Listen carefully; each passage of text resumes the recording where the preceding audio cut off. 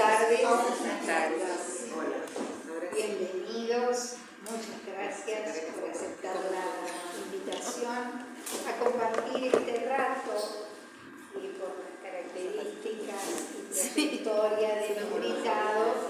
Suponemos que va a ser ameno, interesante y provocador de reflexiones.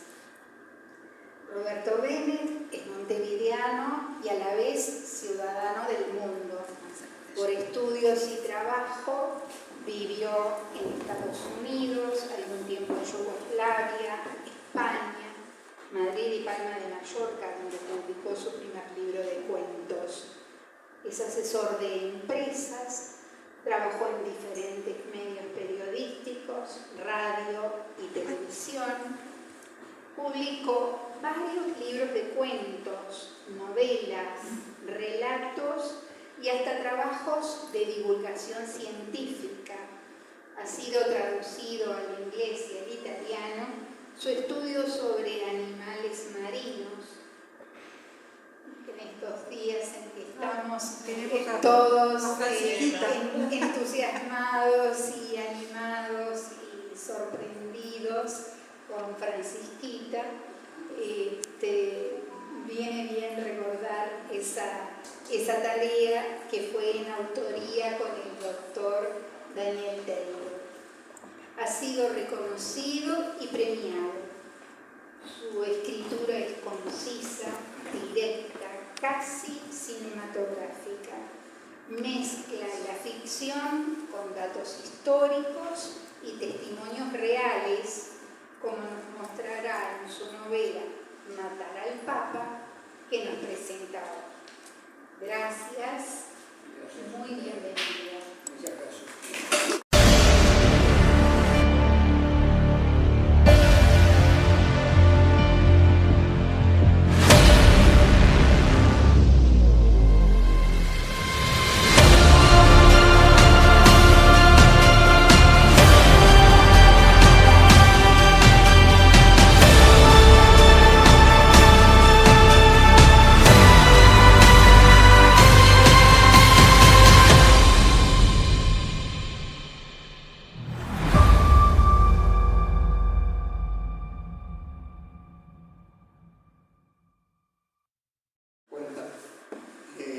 No fue accidental el que se usara la foto de Pío XII, porque este libro fue editado, publicado y puesto a la venta en Argentina, una editorial argentina me lo publicó.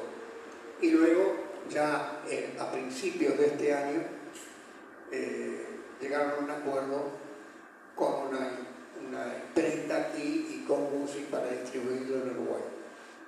Si ustedes hacen memoria, en esos días el Papa Francisco estaba teniendo problemas de salud. Entonces, aquí no tanto, pero en Argentina, cuando yo empecé a hacer las presentaciones, yo empezaba y veía unas caras raras. Entonces, llegamos a la conclusión con la editora que lo primero que tenía que hacer era aclarar que no se trataba de matar al Papa actual, que sí estaba enfermo y que era argentino, o sea, que podía ser muy mal tomado, sino que es un momento histórico que comienza la novela en 1938 y termina en 1941. Por lo tanto, el Papa es Pío XII, a quien ciertos grupos, ciertos partidos en esos momentos que llegaron a la conclusión de que había que eliminarlo. De ahí el nombre de Matar al Papa. El motivo por el cual le puse ese título sale de un evento real, porque 80% de lo que está en este libro es real. Sucedió, alguien lo dijo, alguien lo hizo, dónde estaba, todo eso es absolutamente real. El 80% de los personajes son reales y todo lo que sucede alrededor de ellos es real. Y un 20% es creación literaria, que es la parte más, digamos, el nexo para unir los distintos eventos y las distintas personalidades que rodean al Papa, que rodeaban al Papa en ese momento. Y en 1940, el Papa, por supuesto, ya entraremos más adelante en detalle de su personalidad, que es una personalidad que sigue despertando enormes suspicacias, tiene muchos defensores y muchos detractores, aún hoy, a pesar de los años que hace. Él falleció, si no me equivoco, en el 58. Entonces, ¿qué sucede? En mayo de 1940 ya estaba Hitler en guerra con el Reino Unido y con Francia, ya estaba Polonia invadida, ya había una serie de eventos que llevaban a los comienzos de la Segunda Guerra Mundial, pero Italia, que estaba en esos momentos dirigida por Mussolini, se estaba manteniendo un poco al margen.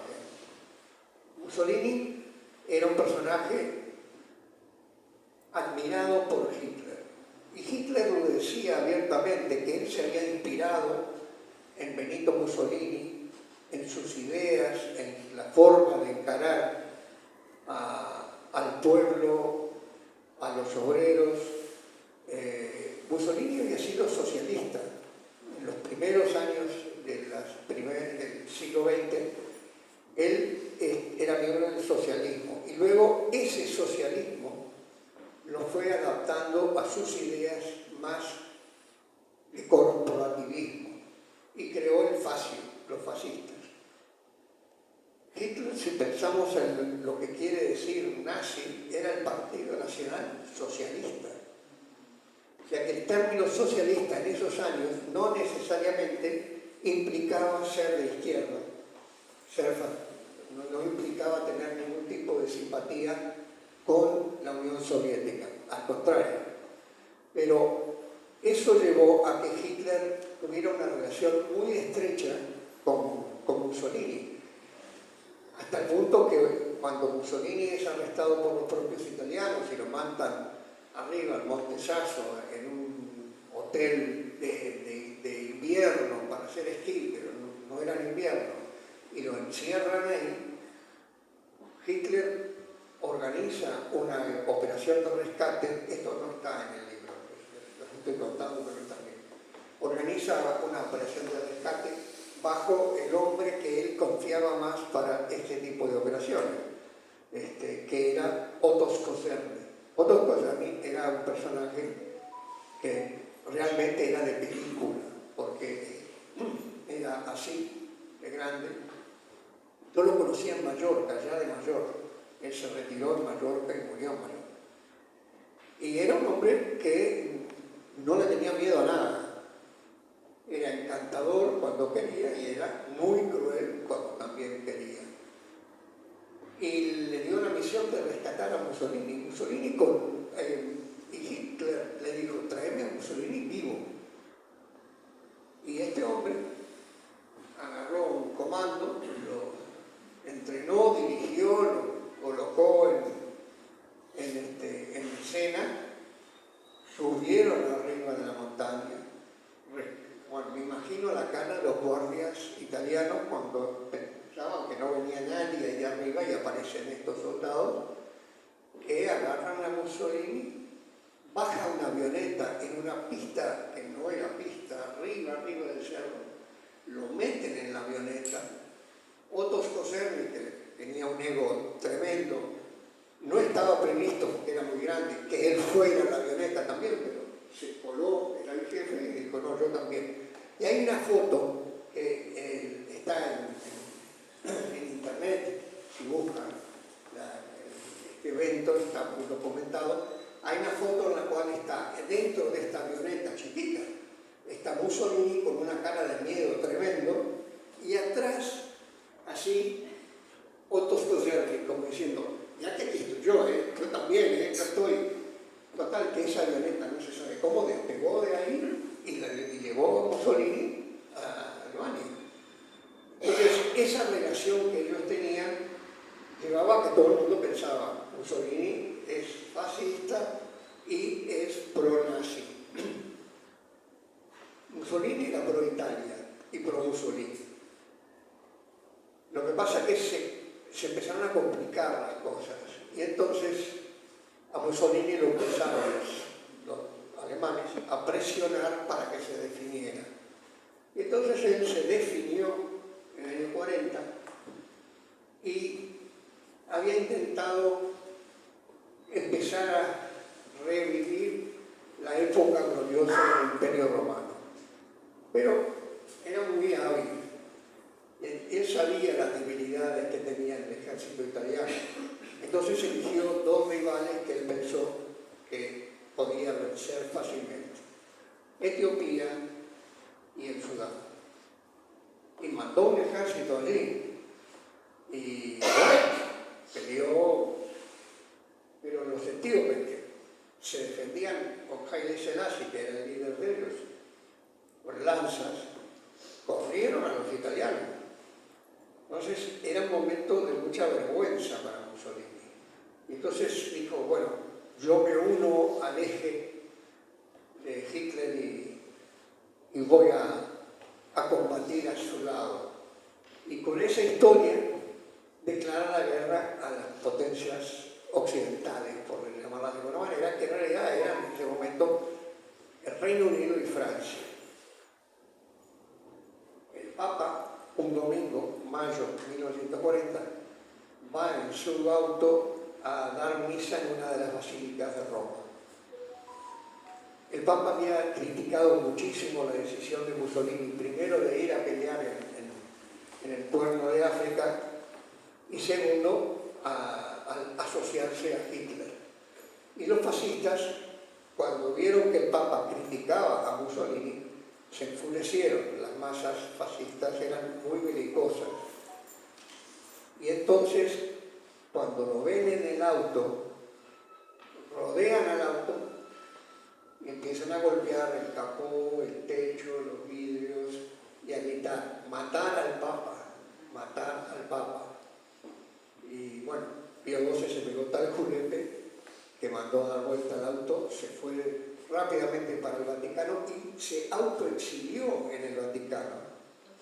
Y no salió hasta que Mussolini cayó.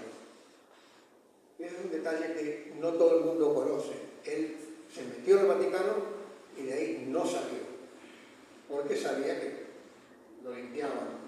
O lo limpiaba la muchedumbre o alguno que mandaran los alemanes. Ese es el motivo de que este título no es accidental, sino que sale de ese episodio. Habiendo hecho esta breve aclaración, vamos a entrar un poco en tema. Cuando yo me senté a escribir esta novela, yo tenía una idea un poco vaga de por dónde la iba a llevar, pero había escrito un cuento que está en uno de estos dos libros. Este es el anterior, el penúltimo y el antepenúltimo, sobre una reunión en una mansión en las colinas que rodean a Florencia. Fiesole es el nombre, si alguno ha estado en Florencia y ha ido a Fiesole, va a saber que es un lugar maravilloso donde hay unas mansiones espectaculares, fresco en verano y que sigue siendo hoy un lugar de descanso de gente pudiente. Y yo creo una fiesta, un almuerzo en una de esas mansiones con el dueño de la mansión, que es un millonario británico, y que invita a los personajes, este 20% de la historia que es ficción, a los personajes que son profesores del Instituto Británico de Florencia. El instituto sí existe y el director, que está en el cuento y luego está en la novela, también existió. Y entonces el dueño de casa los invita a un almuerzo en su mansión, porque viene el embajador británico con su esposa y para tener una reunión más amena. Ahí arranca este libro, porque ahí empieza a darse las señales de la época, de lo que está sucediendo, lo que está por suceder, año 38. ¿Qué es lo que está sucediendo? Plena Guerra Civil Española.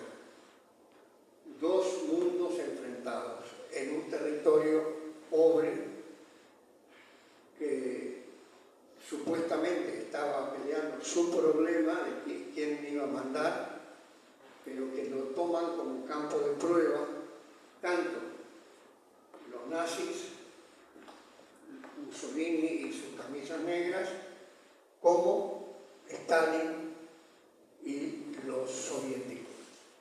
Entonces, la pobre España, que está en una guerra civil sangrienta, terrible, interminable, porque no estaba definido quién iba a ganar y quién no iba a ganar,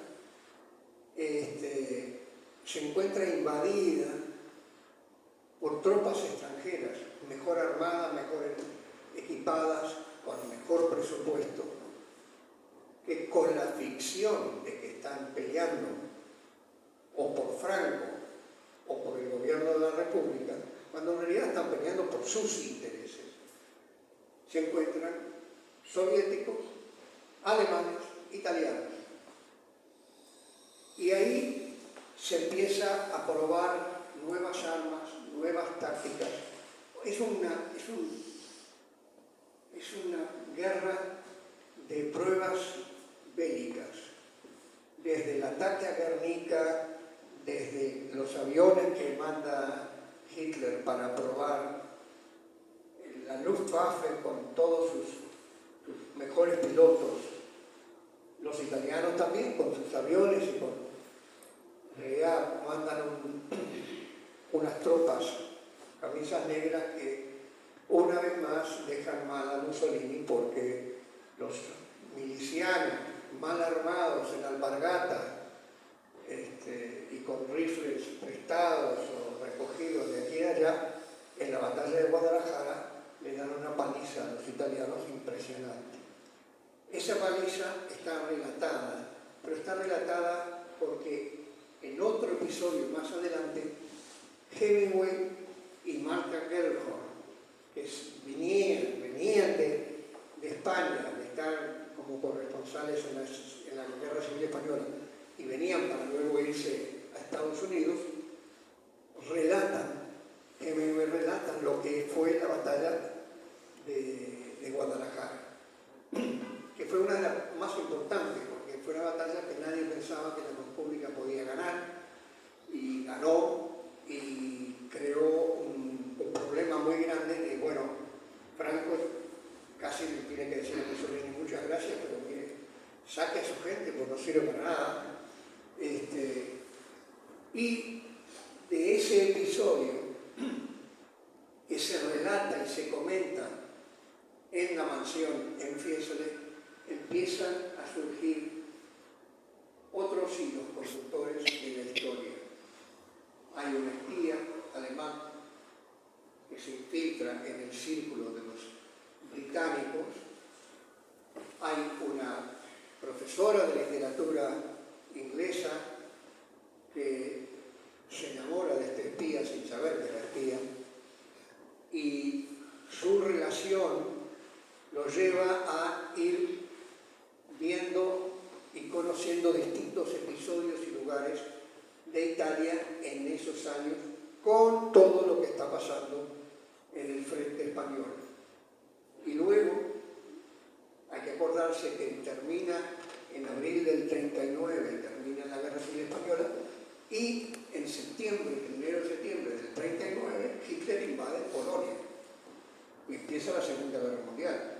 O sea que está todo mezclado, no hay nada que sea accidental. ¿Cuál es el motivo de esta charla? Yo no les voy a estropear el libro, ya creo que les he contado demasiado. Tiene acción, tiene viajar, tiene un relato, un capítulo que transcurre en Cinque Terre, que si no lo conocen se lo recomiendo, no el capítulo, les recomiendo ir a estos 5 poblados de pescadores en la costa entre Génova y La Spezia, que son maravillosas, en las cuales hay que llegar por barco.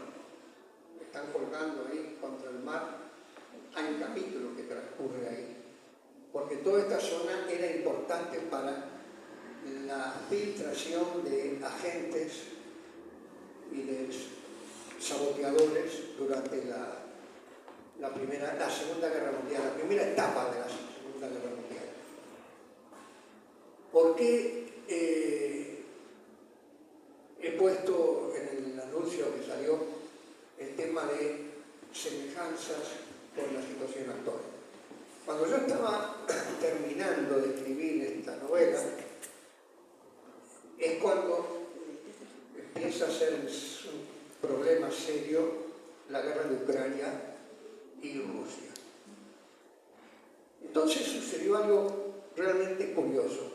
Yo estaba con montañitas de libros, estaba consultando porque no me gusta largar comentarios sin tener una base, porque siempre hay alguien que sabe más que yo y se puede poner en un aprieto. Empecé a ver como una sensación de déjà vu. Entonces empecé a analizar, incluso en un blog, hice una raya en medio de la hoja y empecé a poner eventos, cómo se iban sucediendo los eventos entre el año 38 y el 41, que es el periodo del libro. Y el otro lado vamos a decir, de la misma hoja, pero del otro lado, eventos desde el 38 a la actualidad. Pero junto a eventos de la guerra de Ucrania y Rusia. Y ahí me llevé la gran sorpresa, porque hay tanta similitud que asusta. Asusta porque evidentemente el hombre es un ser bastante estúpido. Se olvida muy rápidamente de lo que le ha sucedido, de los errores cometidos, y las semejanzas son realmente asustantes. Entonces, si uno se pone a pensar, y ahora vamos a hacer una especie de recapitulación, en el año 38 Hitler ya se siente suficientemente fuerte, ha sabido burlarse de las restricciones armamentísticas que le impuso el Tratado de Versalles, que también el Tratado de Versalles es responsable directo de la Segunda Guerra Mundial, fue un disparate lo que hicieron con Alemania, creando un odio hacia el resto de Europa y un deseo de venganza y de rehabilitarse como potencia, que lo era. Y hay que acordarse que la Primera Guerra Mundial termina con un armisticio. No es una derrota total como pasa en la Segunda Guerra Mundial. Es un armisticio que se cumplieron ahora años. El famoso 11 del mes 11 a la hora 11. Ahí es cuando paran los cañones y los rifles. Pero eso es el 18. En el 19 se firma el armisticio. Lo que pasa es que en el interín aprietan al Kaiser para que renuncie, abdique, y aprietan a los generales y a los políticos alemanes y les hacen firmar un tratado de Versalles que llamarlo humillante es poco. Les quitaron tierra, les quitaron los ejércitos que ellos tenían súper organizados. Si tenían 100.000 soldados en el Ruhr, bueno, solo podían tener 5.000. O sea, los desarmaron totalmente, les prohibieron hacer acorazados, por eso el gráfico era un acorazado de bolsillo. En realidad era un crucero agrandado, reforzado, porque no podía podían violar el acuerdo de hasta tantas toneladas, con tantos cañones, etc. Pero y la Fuerza Aérea no tenía que existir. Y Hitler, cuando se empezó a sentir fuerte y vio la debilidad de los otros países europeos, empezó a construir, pensando que él iba a necesitar un ejército para recuperar territorios perdidos.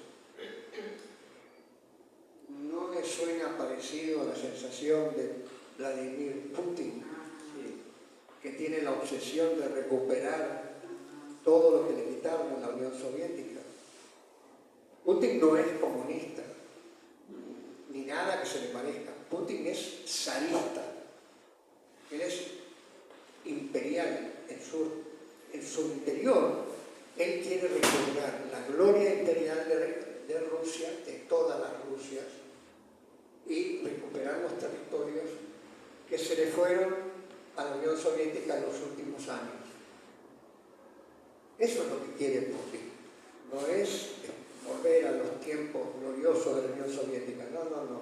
Y si observamos cómo se comporta Putin y las filmaciones que vemos cuando él, por ejemplo, entra a saludar a algún visitante dignatario que va a visitarlo en Moscú y está en esos palacios y están los guardias que parecen soldaditos de plomo y se abre la puerta y aparece él y entra caminando muy serio, con un traje impecable,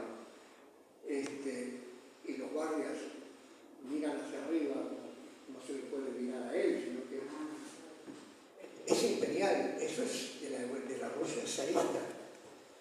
Entonces, ¿qué pasa?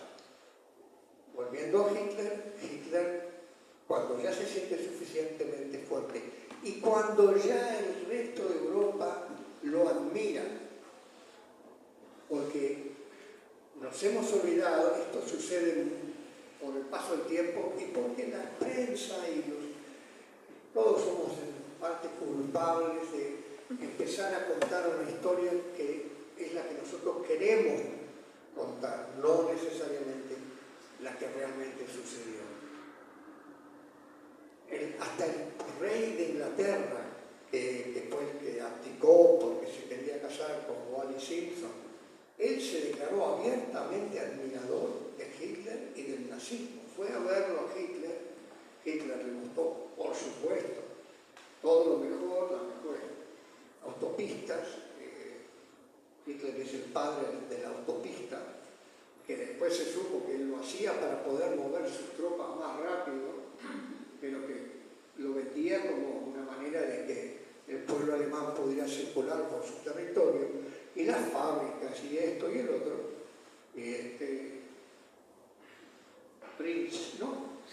Creo que era príncipe todavía, volvió hablando maravillas de Hitler en Alemania. La revista Time americana, que tuvo su época de oro, dos revistas que competían, Newsweek y Time. La revista Time sacó como hombre del año, creo que es en el año 37, ahí me pueden corregir porque no estoy tan seguro, pero es en esos años, 37, 38, a Hitler, como el hombre del año, no como crítica, como el personaje del año. Entonces, ese Hitler que veía que Europa lo reconocía como un gran líder y que mucha gente lo admiraba, y que él además empezó a ver puntos de debilidad, tanto en los franceses como en los británicos, como en los holandeses, como en los belgas, dijo: yo ahora tengo que empezar a recuperar lo que nos quitaron con Versalles. Entonces empezó primero una gran discusión con Francia por el Ruhr y por toda la zona donde está Alsacia, y siempre ha estado ahí entre uno y otro. Nadie dijo nada. Los franceses se quejaron, pero nadie dijo nada. Entonces, él era austríaco y él quería quitarse el estigma de lo que le decían los periódicos anti-Hitler, que decían: ¿cómo va a venir un austríaco a gobernar Alemania? Entonces él quería comerse a Austria e incorporarla a la Pan-Germania para decir, yo puedo, porque yo soy nacido en Austria, pero soy tan alemán como ustedes. Y entonces empezó a socavar la base de los austríacos, de los presidentes austríacos, de los políticos austríacos. Austria estaba en una crisis tremenda porque había perdido en pocos años. Hay que acordarse que la Primera Guerra Mundial termina en 1918 y estamos en 1938, muy poco tiempo después de finalizada la Primera Guerra Mundial, empiezan los tambores de guerra otra vez. Pero en ese interín, Austria, de ser la capital del imperio austrohúngaro y ser uno de los grandes imperios que habían gobernado y se habían comido una cantidad de países, estaba en la lona, porque Austria había apoyado al Kaiser en la Primera Guerra Mundial y perdieron. Entonces, se acabó el emperador de Austro-Hungría, Hungría se abrió, se independizó, todos los otros países, Checoslovaquia, todos se abrieron y quedó Austria, con una situación económica ruinosa. Entonces, jugando esa carta, Hitler empezó a ayudar a los pro-nazis para que empezaran a reclamar la anexión de Austria a Alemania. Algo parecido de lo que sucede con Bielorrusia, con Moldavia, con países que eran parte del imperio soviético, que luego se independizaron, pero que necesitan de Rusia para comer. Entonces, Hitler arma toda una elección ficticia, sale abrumadoramente a favor de la anexión de Austria a Alemania y se la come. Incorpora a Austria a la gran Alemania. ¿Cuál era el argumento de él? El argumento era recuperar lo que nos quitaron en el Tratado de Versalles. ¿Cuál es el argumento de Putin para comerse Crimea primero y ahora el Donbass? Lo mismo, recuperar territorios que perdimos cuando cayó la Unión Soviética y cuando Occidente inyectó dinero en esos países que eran de la Unión Soviética para traérselos a su costado, bajo su ala. Entonces, Hitler se quedó con Austria, nadie dijo nada, y entonces él ya empezó a ver la posibilidad de recuperar todos los territorios perdidos. Siguiente paso, Checoslovaquia. Hay una parte occidental de Checoslovaquia que se llama los Sudetes. Los Sudetes tenían en esa época una población mayoritariamente alemana, pero dentro de lo que habían creado de Checoslovaquia en el Tratado de Versalles. Entonces él empezó con el argumento de que él tenía que ofrecerle una patria a todos estos alemanes que habían quedado del otro lado de la frontera. Y ahí empiezan Francia e Inglaterra. Bueno, está Adolfo, afloja un poquito. Y bueno, se reúnen con Hitler, Chamberlain, un viejo político inglés, que muy temeroso de caer en otra guerra. Inglaterra había sufrido mucho en la Primera Guerra Mundial, Francia también. Entonces, lo último que ellos querían era otra guerra. Entonces fueron y ahí, una vez más, Hitler, piquito de oro, los convenció de que esto era porque había una población alemana que había quedado descolgada y que además la tenían ahí como ciudadanos de segunda, y cometieron el error de creerle. Entonces, en en las transcripciones se ve, no tan claro como lo voy a decir ahora. Bueno, pero si le dejamos que usted se coma los soletes, terminamos los líos ahí, se queda tranquilo. Sí, yo lo que quiero es recuperar a esta población alemana que está en Checoslovaquia accidentalmente. Bueno, recupérelos. Hasta el día de hoy, si uno va a la República Checa y le habla un poco, empieza a conversar de historia con los checos, no han perdonado la gran traición que le hicieron los ingleses, los británicos y los franceses.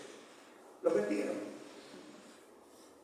Y ahí, bueno, era la paz en nuestro tiempo. La paz en nuestro tiempo era el tiempo que ganaba Hitler para seguir armándose y para seguir planeando la recuperación de lo que había sido la Alemania todopoderosa. Y entonces hay un país que tiene una historia que realmente, un día lluvioso, que no tengan nada que hacer, les recomiendo, busquen en internet, en YouTube, busquen la historia de Polonia. Polonia es un país que lo han invadido todos, le han dado paliza todos, han abusado de los pobres polacos todos, suecos, austríacos, alemanes, rusos. Hitler miró a Polonia y con esa sensación de superioridad, con que todos estos miraban a Polonia, dijo, ¿cómo esto? Inventó la historia del Danzig, de un puerto del Báltico. Tenía, sí, muchos ciudadanos alemanes ahí, viviendo hacía décadas. Y entonces empezó a mostrar los dientes y las uñas. Hizo gestiones para tratar de convencer a todos de que Polonia quería agredir a Alemania, cosa absurda, porque era como que Uruguay quisiera agredir a Brasil, una cosa así. Y con ese ruido convenció a los alemanes que había que darle una lección a los polacos. Y el 1 de septiembre le largó toda la maquinaria que tenía a un país que tenía armas, pero igual se defendió porque son muy buenos guerreros los polacos, pero lo aplanaron, además lo agarraron a traición, sin avisar, sin declarar la guerra, ni nada, dejando totalmente expuestos a los franceses y los británicos, que habían asegurado que Hitler era un hombre a quien se podía confiar y que un hombre de palabra. Y ahí empezaron los acuerdos. Y aquí empiezan a aparecer más similitudes. ¿Qué pasa cuando Putin ve en Crimea, donde está una base muy grande de los ucranianos, donde hubo una guerra en el siglo XIX, donde Rusia siempre utilizó eso como una gigantesca base naval, y hay rusos viviendo en Crimea, es verdad, porque en esa época, y ya hasta que cae la Unión Soviética, era la Unión Soviética, entonces ahí ucranianos o rusos vivían juntos, eran todos soviéticos. Invade Crimea. Es una invasión, es un ataque, es una violación de todos los acuerdos internacionales. ¿Ustedes se acuerdan de algo que haya hecho el resto del mundo para pararle el carro, para decirle, no, muchachos, estás atacando un país independiente, Ucrania es un país independiente? Nadie dijo nada.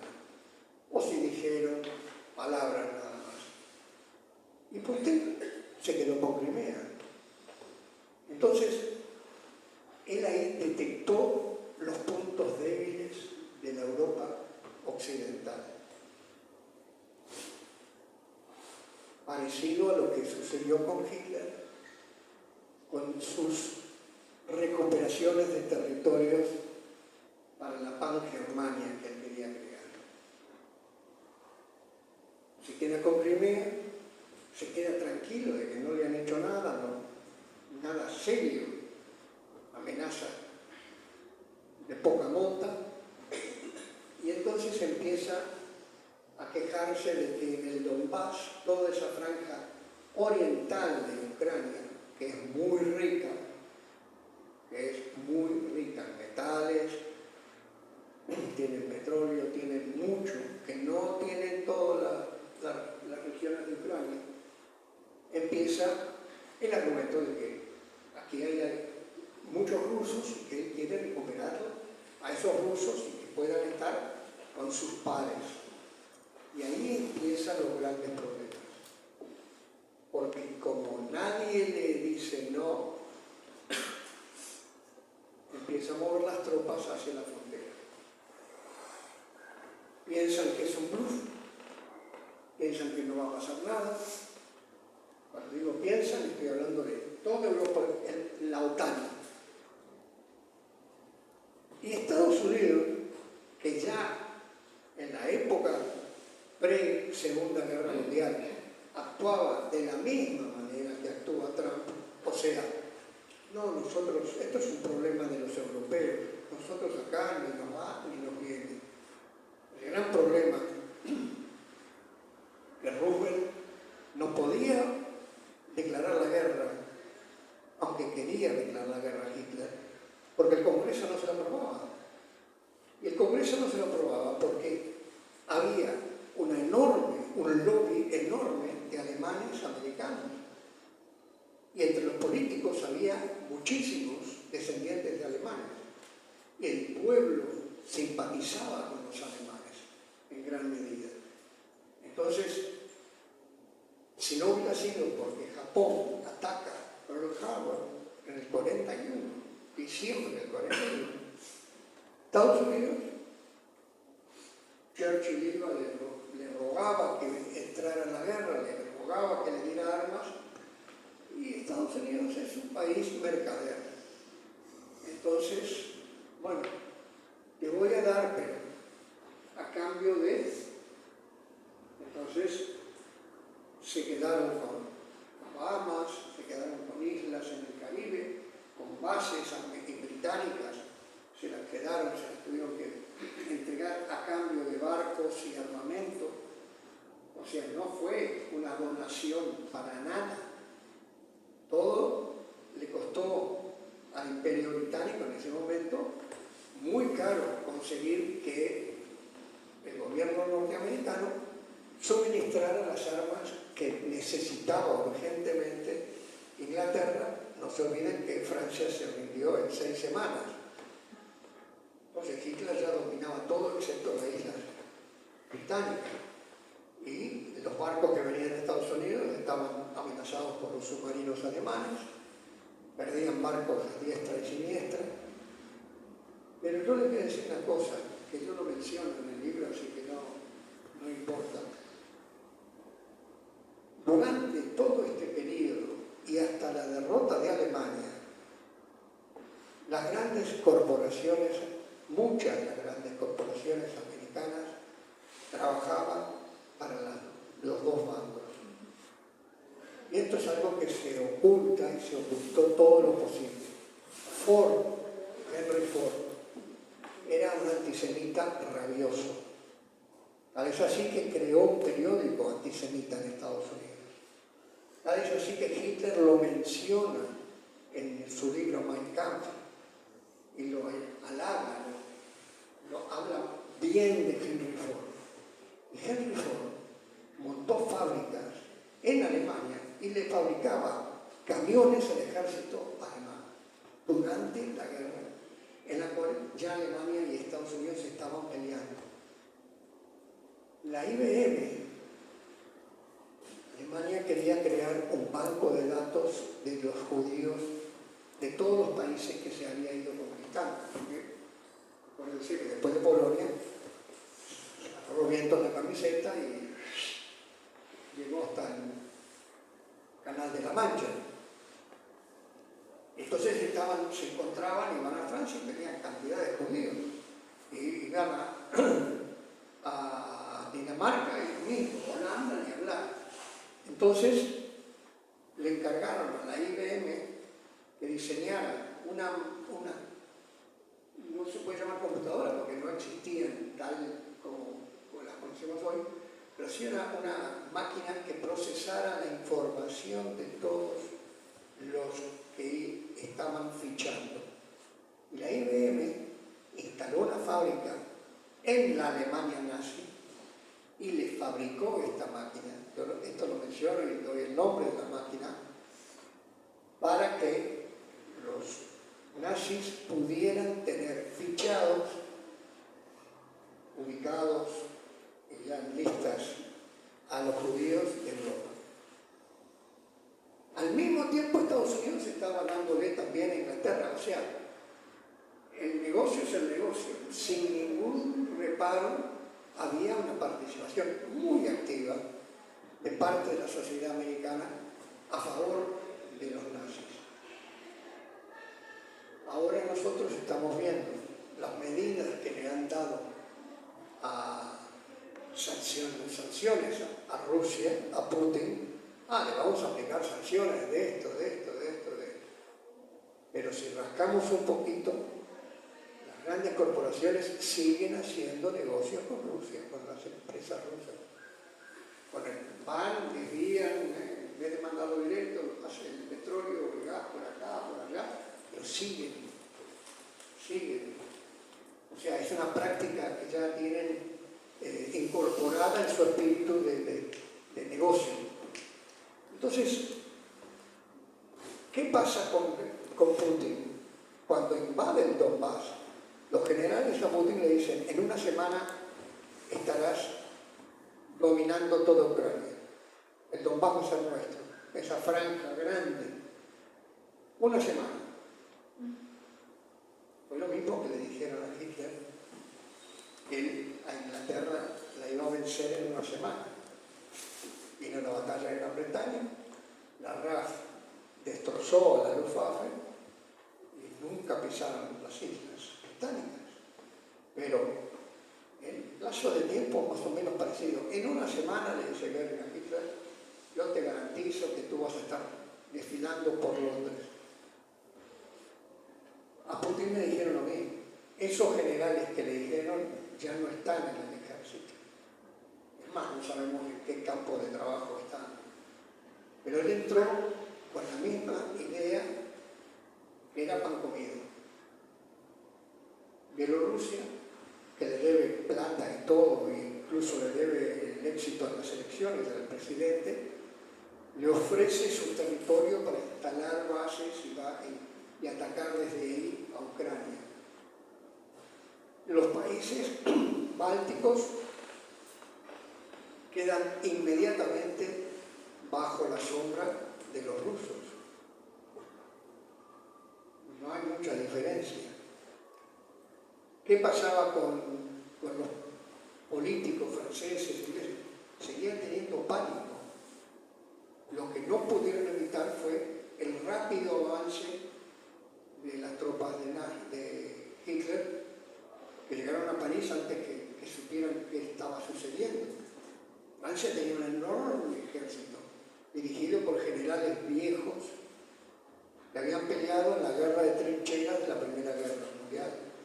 Esto era pelear en tanques, avanzar a toda velocidad hacia el mar del norte, hacia el Canal de la Mancha.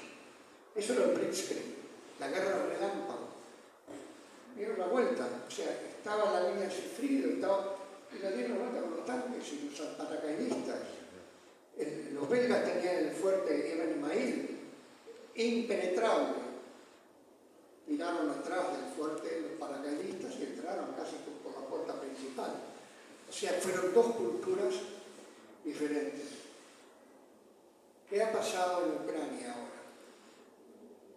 Los rusos se encontraron con una resistencia parecida a la resistencia de las Islas Británicas. Un pueblo que aguanta que le estén bombardeando y matando gente todas las noches, pero no se rinde.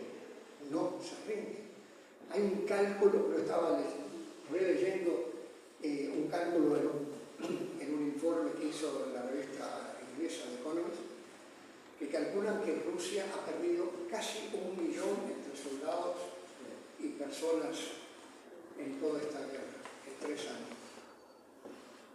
El presupuesto del Estado de Rusia, el 40% va a armas, a equipamiento militar. Es un disparate si piensan que en la Unión Europea, por subirlo de 2 a 5%, ha habido un tole-tole tremendo cuando cuando Trump le dijo, no, ustedes de la OTAN tienen que defenderse ustedes, yo ya puse bastante.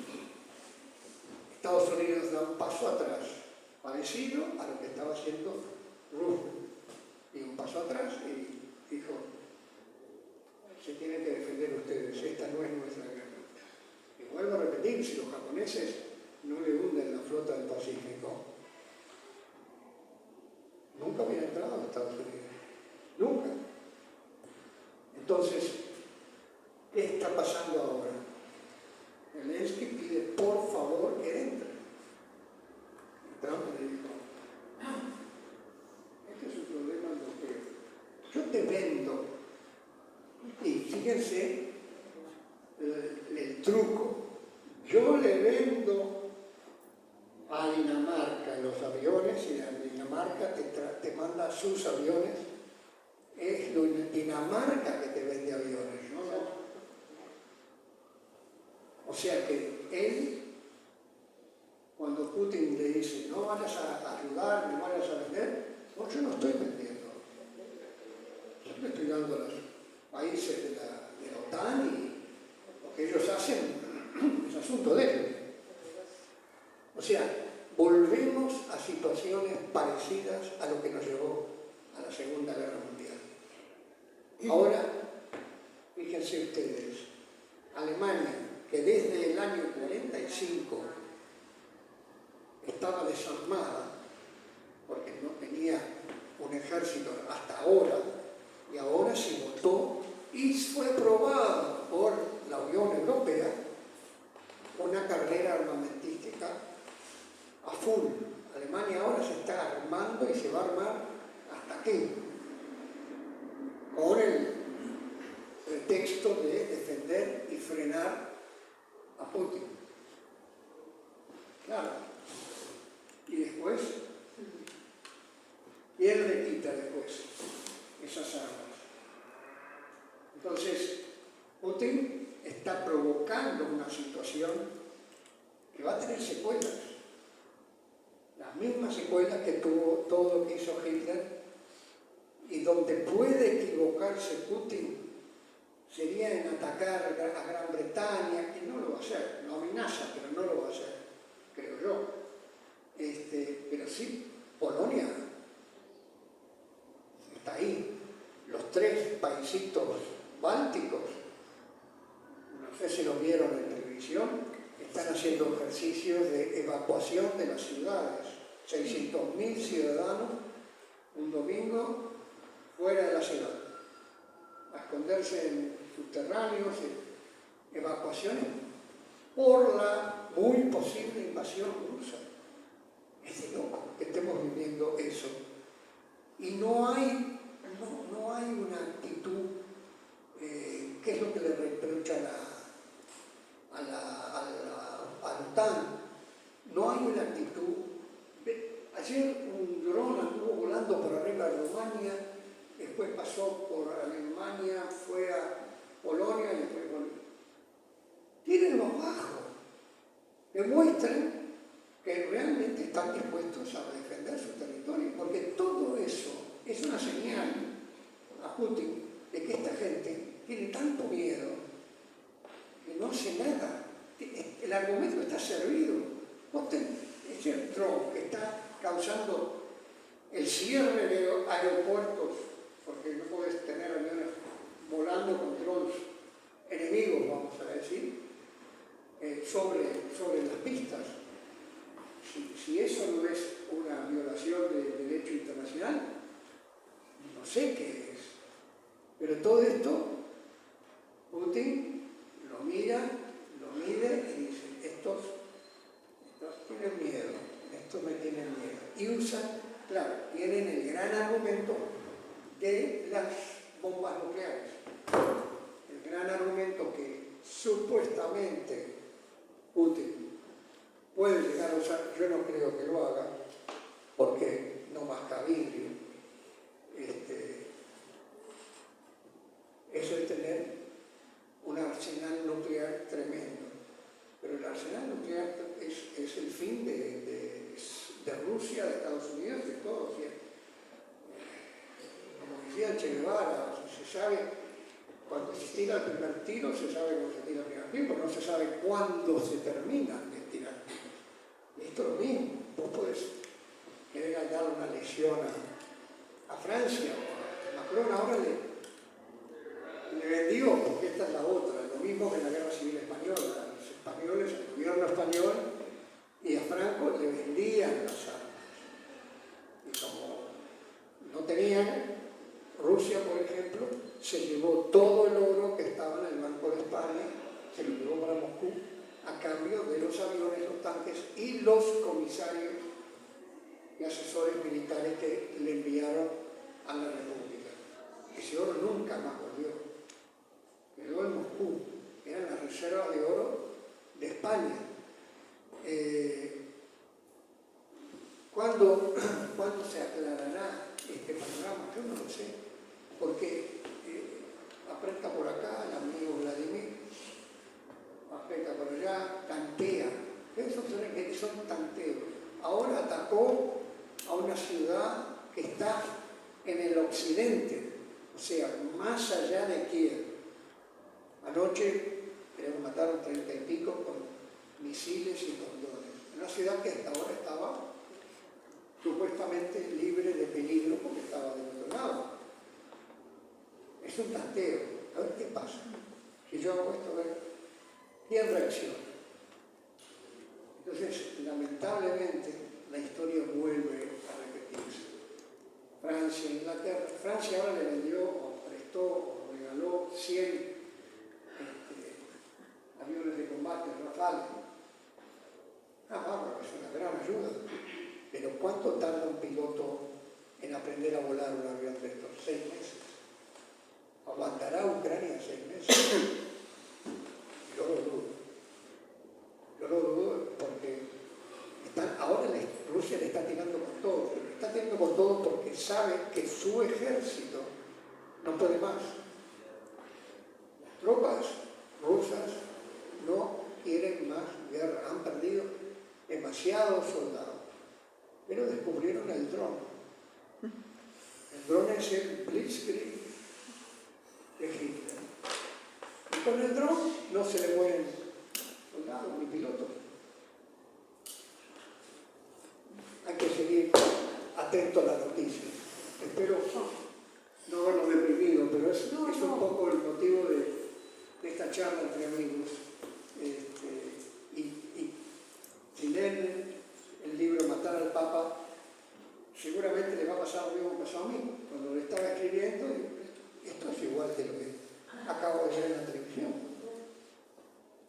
Y el Papa entre medio jugando a quedar bien con Dios y con el diablo, porque es lo que quería. El primer temor que tenía el Papa, que Hitler no se agarrara a los católicos alemanes y los metiera todos en campo de concentración. Tenía pánico a la reacción de Hitler ante presiones o lo que él consideraba traiciones del Papa. Pero a quien le tenía más odio y quería ver hundido era Stalin.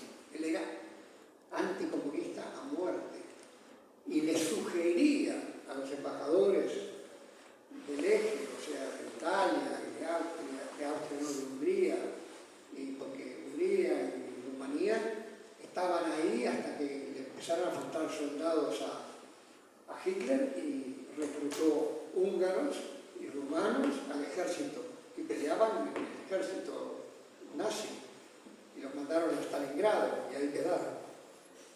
Pero el tema es, si empezás a reclutar gente de otros países, ese país va a ser blanco para los bombarderos ingleses, americanos, franceses, lo que sea, porque tienen un ejército que está peleando contra vos, aunque no esté en frente, sino que vaya a otro frente, como era la Unión Soviética, pero es un enemigo. Y el Papa ahí lo que decía era, fíjense, él decía que él apoyaría una unión de Alemania, Gran Bretaña, Francia, que atacara a la Unión Soviética. Interesante, Papa de la Paz, pero él les decía, júntense ustedes y ataquen a Stalin, que él es el peligro.